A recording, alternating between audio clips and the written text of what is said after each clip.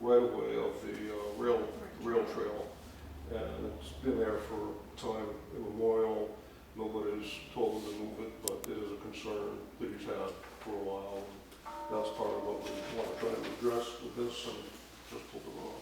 I'm surprised you didn't include the rotting stacks of rough sawn lumber that probably have squatters' rights at this point on the railway right away. Yes and no. The railroad quarters have a little different rules when it comes to that, so not necessarily. He would like to think so, I would like to think so, but it's actually kind of irrelevant to what we're doing, except that one of the end results of this is that he'll have an option if it were to ever be brought up in the negative manner. This is going to give him an option with what we're ending up with. So we're still just working with what's there now. So these are all lots that Bob owns under the DBA, Razor Hill Construction. So we've got the half-acre trailer lot, the 4-acre, roughly, shop lot, we're calling it, and then he, a few years back, bought 90 acres, which surrounds the property, and long frontage on the rail trail, no frontage on any public road. It's served by a deeded 16-foot right-of-way to Bullock's Crossing, which actually the physical right-of-way is the same driveway, which is largely within the railroad right-of-way, the rail trail right-of-way. So only a small portion of the driveway is actually located within the 16-foot right-of-way. It's deeded now. It's kind of around moot point since he owns everything, but this has been the situation there for, again, a long time. So that 90 acres has obviously very undesirable access at this point in time. So now looking in the kind of the big picture schematic view in the upper right is what we would like to end up with, and then the body of the plan is the detail in the front section, and we'll get to that. But what we'd like to do is eliminate the trailer lot entirely, essentially. Rather than approach this as boundary adjustments, we're just consolidating, merging, and re-subdividing, because it's just much neater to deal with it that way, rather than saying we're adjusting this line here. Just make it one big and then three. One big lot and then re-subdivide. The short version, there's 3 lots there now, we'd like to end up with 4. Right, so If the board is willing to see one of a couple of questions favorably for us. So the trailer lot disappears. The house lot gets reduced to a little over 2 acres, but we're adding some road frontage to it. And so that would retain its existing access. We're calling that lot 1. We would like to create a new 5 to 6 acre lot, which is around an existing log yard, and what Bob is thinking of doing is moving the yard, the construction yard, back there, which gets it further away from the house and improves the situation around the house for the tenants or for a potential future owner. So make it look more like a residence than a shop yard. He's not actually even thinking of constructing a new building, but just using it for material and equipment storage, essentially.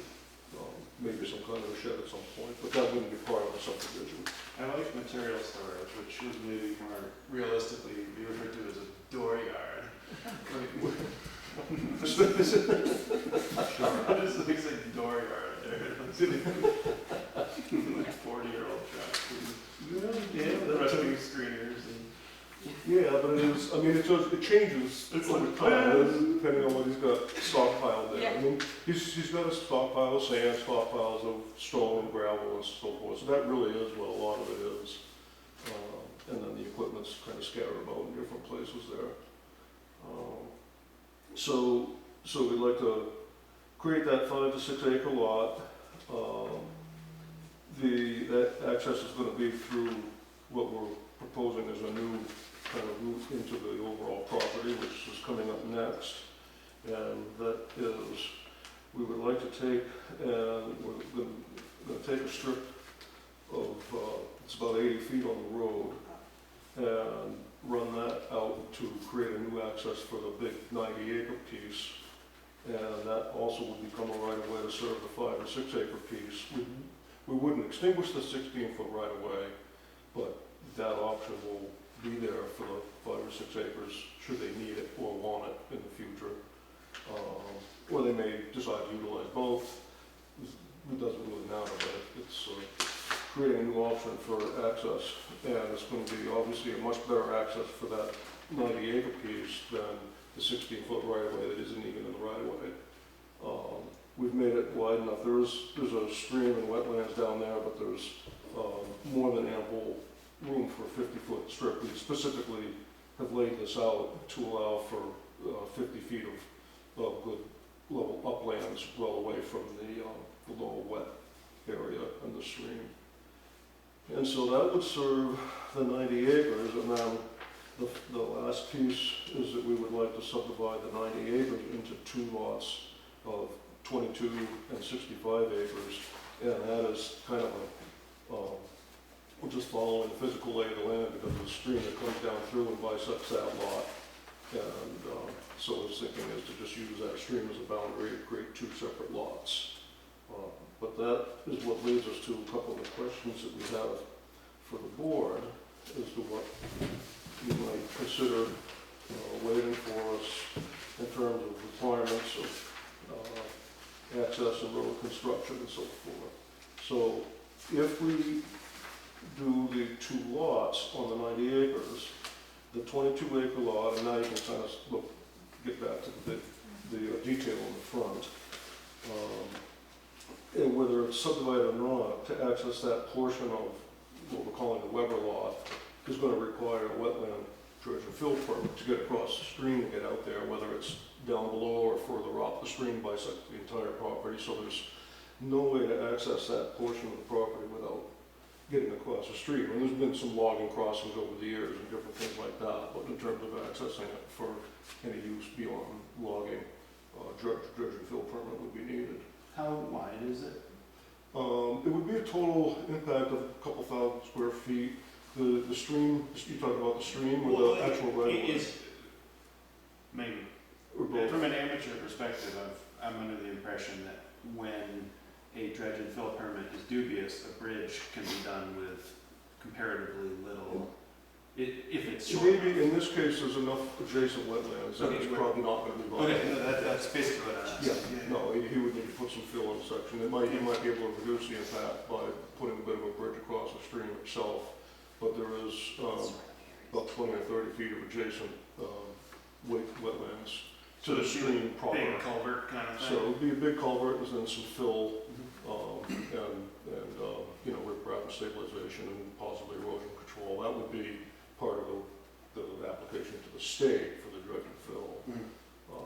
Now, because oftentimes the boards will ask for those permits prior to granting any kind of subdivision approval, what we're asking is if the board would consider waiving that requirement of having it in place before subdividing and have just, it would inherently be tied to a building permit. So if it's only used for logging or for recreation, it wouldn't be ever necessary. But if someone were to want to build on it at any point in the future, then they would obviously have to go through the building permit process, and then the town, the select board is going to say, hey, you need a wetland permit, and it could be done then rather than now when there's no specific development plan at this point in time. So what I've shown as a crossing location is the least impact that we have in that whole area. So I'm very confident would be granted.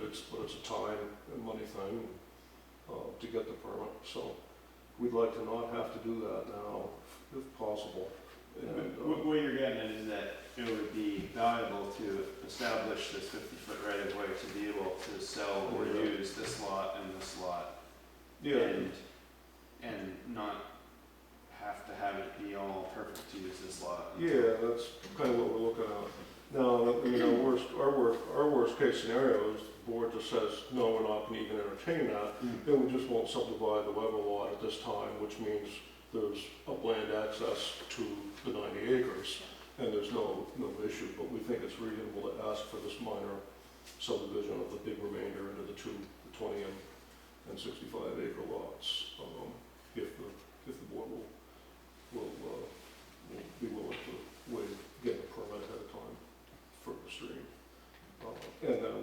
And that ties into the second request, which has to do with the number of lots that this right-of-way is gonna serve. 3 lots and up, as everybody knows, is town road standard that you need to construct. And we're technically gonna be serving 3 lots until that 22-acre lot branches off. So we would ask, with the same logic basically, that be put off or waived until such time as it might be actually used in the form of building permits for, essentially the 3rd building permit would kick in the requirement to build that up to town standard. Otherwise, it could just be the driveway standard for the first 2 lots to use. And the 5 or 6 acre lot also has that existing access now, even though it's a little wonky with the narrow width and the location. I mean, this 50-foot strip is awesome, right? Because it's like up the road, like this. That's thing, what I'm thinking. This thing here is like the malfunction junction between Eastman Yeah, Road that's and part of our Concord. thinking. It's We're like- really improving the situation in that area by doing this. It's better access, it gets it further off Route 4, in terms of for safety, and it gets it out of the house's dooryard for aesthetics, and the mobile home, which is kind of an eyesore, goes away completely. So that's kind of where we're coming at with all this. And, our hope is that you'd be willing to waive those couple of things in order to just allow that additional lot to be taken care of now, rather than at some time when either Bobby or somebody else might want to make the investment in the permit and then the road construction. So the 2 things that you're asking for the waiver on is the dredge and fill. That would be required for lot number 3? Yeah, that is correct, yeah. Okay, and then also the 50-foot Well, it would easement be for town roads. the road construction standards for the first couple, Yeah, until lot 3 becomes, so lot 3, if somebody wants to develop that, it's gonna trigger both of those things. Essentially, yeah, that's correct, yeah. Well, this is a little bit more complicated than I expected, because right now, this is owned by like a reputable and professional and capable dirt contractor. So like, this could be done. I'm not saying what Bobby does is easy, even if you're good at it, but like, he has the capacity to accomplish all of this. If these get sold before that gets accomplished, is it as likely to be done as well? Probably not. Well, except They would be able to the sell. building request for a building permit, essentially on the lot 3, would trigger that both of those things would have to be done at that point. Right, but at that Because if they're point, not in place, the town would not grant a building permit, so that's when it would trigger the actual work. so here, I'm Yeah. gonna come up with some hypothetical confusing situations. And I forget about the dredge and fill permit. My initial reaction to that is lot 3's owner's problem. But the 50-foot right-of-way, let's say that you put it up to driveway spec, and then all of a sudden these lots are owned by yet again 2 separate people. And maybe this is owned by someone besides Bobby at that point. Who knows? It could be down the road. Well, And the then house this is is also, the house can be excluded from this discussion because it has its own access. its okay, own fine. right. Yes. Okay. So that is not relevant to the right of way. Got it. And they're not gonna have any rights to it unless Yeah. at some future time somebody sees fit to grant.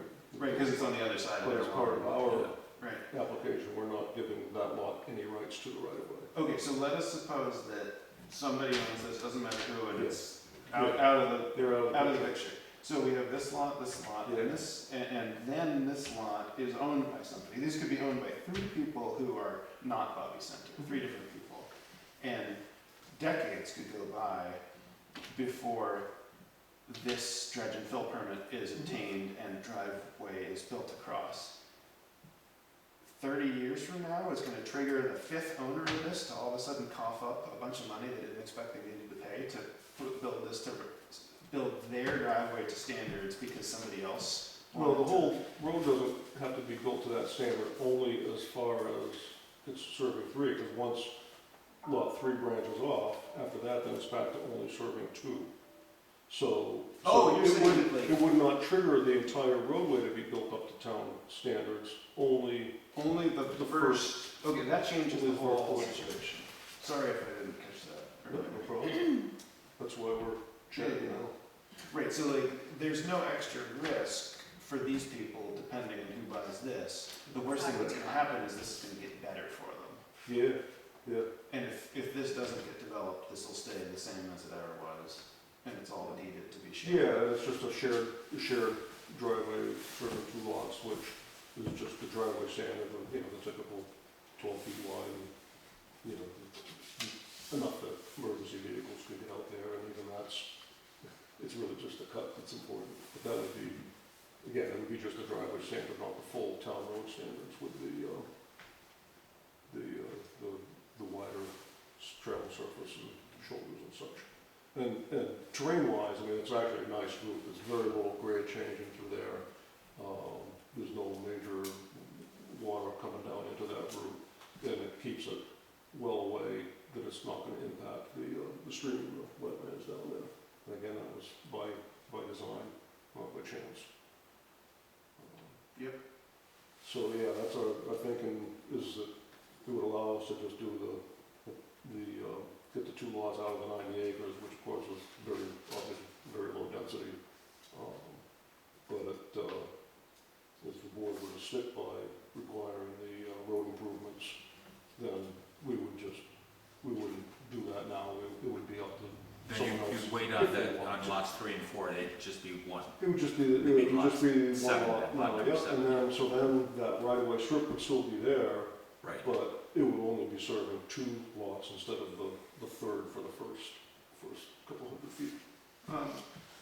What, So we're just looking for guidance. I realize nothing's binding today, but we're looking for guidance as to how to approach the application, in the subdivision. I don't have the regs right in front of me, but I'm trying to remember what the difference is between like ditch to ditch and finished surface and surface material for like a road spec versus a driveway spec.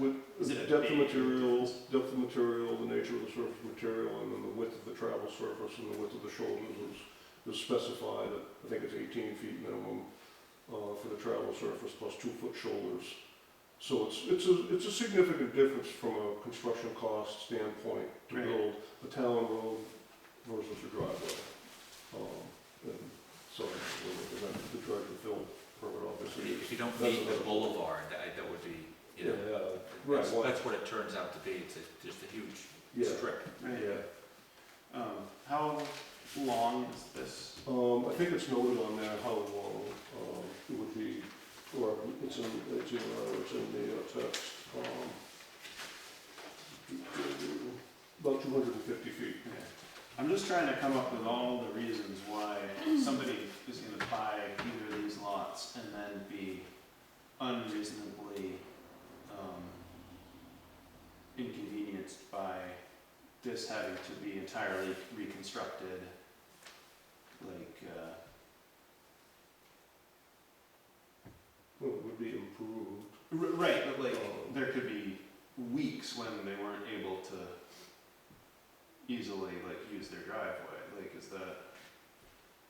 I think that as far as that goes, I don't have detail on the plans now because this is just conceptual, but we would have some sort of a note on the plan that would address some of the, at least the fundamentals of the different obligations and burdens that the right-of-way will have, and typically that includes not inhibiting access to the lots that are commonly used and things like that. So that would be something that would kick in and be some protection against that sort of situation. And again, from a practical standpoint, at least in the short term, there is the existing access that at least the lot 2 could be using. Not that we want to rely on that, but that is there now and is not really likely to change, despite the fact Right, there's that all we're sorts of, no, that's a good point. It might, There's a lot of ways through this. Yeah. Yeah, okay. I mean, one of the, other than the 16-foot right-of-way, as it's deeded along the boundary, the intention is to not have any of the lots use all the driveways and corridors that go through the residential, what's going to become Lot 1. And that's part of what we're trying to do as part of this, is to improve, turn that into a true residential lot Totally. rather than a shop yard. No, that's totally legit. So, and so this helps accomplish that.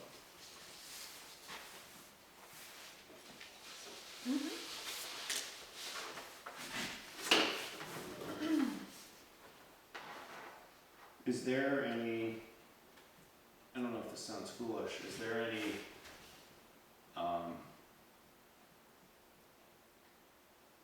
way to stipulate that lot 3 can't be sold until it is up to spec? Does that even make sense? Well, I guess, I think that to the first question, I mean, yeah, you can stipulate anything you want. Right. To the second question, that would be one way the board could handle it, but I think it would be more practical to tie it to the application for a building permit, because if somebody buys it and all they want to do is hike and snowshoe on it for the next 20 years, Right. then why would that have to trigger the construction of the road and the crossing? Whereas if they want to build, then they go for the building permit, and then it would be expected to do that. So I think that it's less practical to require it related to the sale than it would be to require it related to a building permit. And again, it would be an automatic trigger. It's not even like the select board is gonna have to remember this, because it's gonna be That's good. obvious. Well, it's gonna be obvious because it's not just like a blind notes buried on the plan. You're gonna get this application, you're gonna see the driveway's going across the stream, and you're gonna say, hey, it needs a driveway fill permit. So, That's assuming the person who buys it even submits the building well, application. that's irrelevant to the subdivision, because somebody could do it today with the way it stands right now, and just go out there and build something. I mean, so that's an enforcement issue, really, from the state level. So I wouldn't want, I don't think that's Okay. what the decision should be based on. Because any stream, any wetland, anywhere, in any town in the state is subject to somebody going out and breaking the laws. No, it's so very it doesn't change whether it's 2 lots or a single large lot. Or Scott? they're all large. When you're referring to a building permit being approved, you, in Grafton here, we have just a building notification, and there's no approval process, right? Oh yeah, there is. Goes to the Board of Selectmen. So we go through it, and there are certain things that's gotta be up to snuff before we will approve it. I mean, driveway is a big, There's no building inspector in town, and I think that's the fly in the ointment, you know, and in particular with septic systems, you can go out and get a approval to construct. Yeah, I don't think you'll get your septic approval without having the crossing in place to access it. So, and that's all at the state level. They're pretty close contact between the agencies with that kind of stuff. So Thank you for I clarifying. think it's pretty well protected as far as something triggering the need for it when that need occurs. no, I think your point, Scott, is, who's to say someone's not gonna do it right now before the subdivision? That holds some validity, although this doesn't exist and then it will. Right, like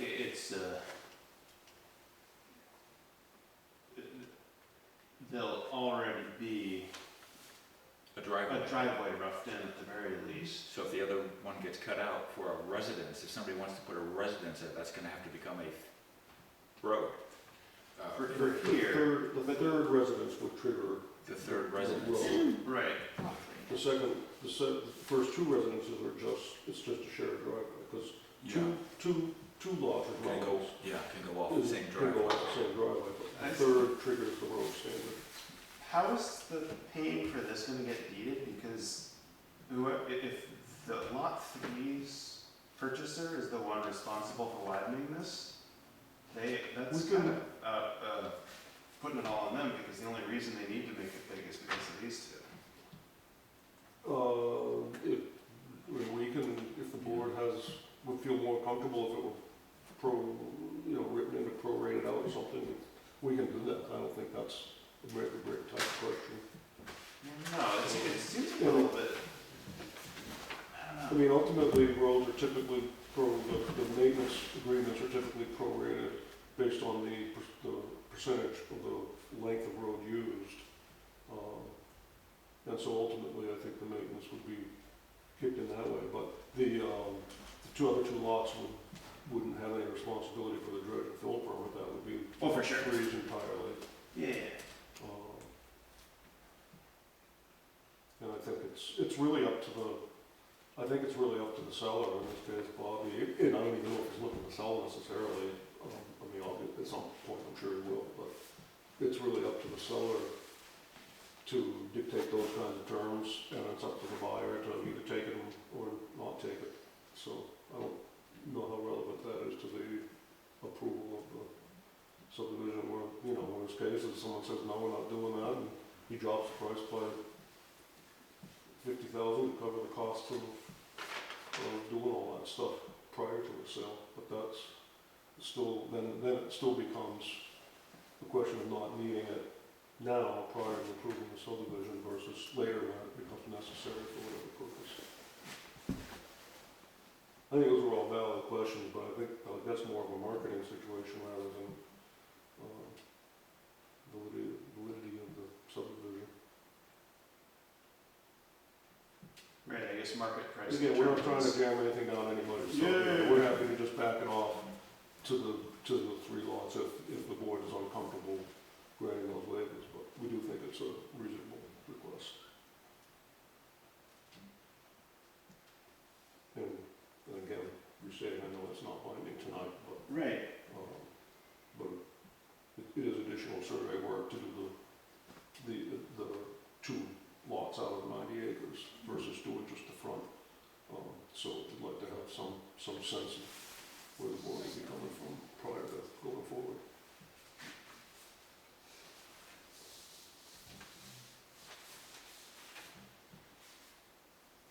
I mean, I guess if this is all made clear that when this person builds, they're gonna have to finish improving that, that's going to affect the sale price of the property, and if these lots need to be sold for a little bit more, knowing that their existence is effectively gonna make this have to happen down the road, those are all free market Yeah, kind of things, I don't know. yeah, I think so, I agree with that.